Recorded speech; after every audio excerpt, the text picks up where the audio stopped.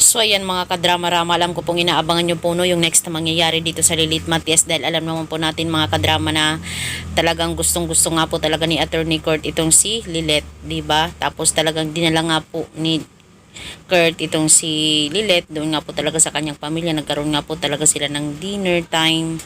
Tapos pinakilala nga po talaga ni Kurt itong si Lilith. Tapos syempre itong si Kurt talagang kinausap niya itong kanyang kapatid na may gusto siya dito kay Lilith. Tapos itong kapatid niya talagang ayaw na ayaw po talaga dito kay Lilith, diba? Dahil nga po sa itsura pa lang talaga ni Lilith.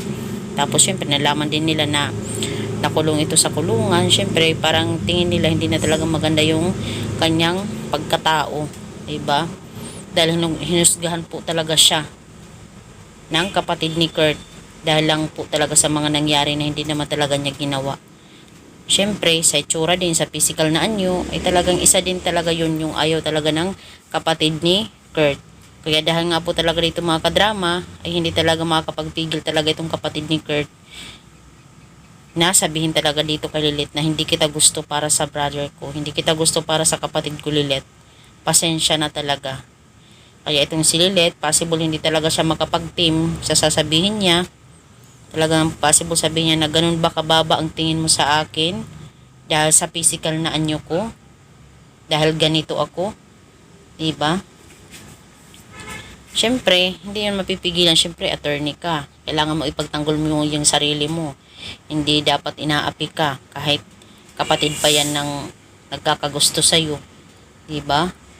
At possible talaga dito mga kadrama ay hindi na lang ipagpatuloy ni Lilith yung kanyang relationship dito kay Kurt, kasi kahit pamilya niya, lalong-lalo na yung kapatid niya, ayaw sa kanya. Paano pa kaya?